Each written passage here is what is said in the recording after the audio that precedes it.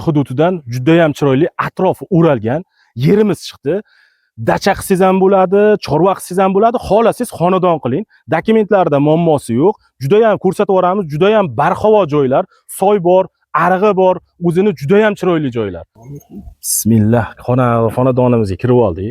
Xohlasalaring dacha qilinglar, xohlasalaring chorva qilinglar, birovga xalaqit bermaysizlar. Juda ham barhavo, havoni tozasi mana shu yerda joylashgan. O'ng tomonimizda o'zini bitta uyi bor, qilib qo'yishgan mana. Bemalol ichiga kirib yashasalaring bo'ladi.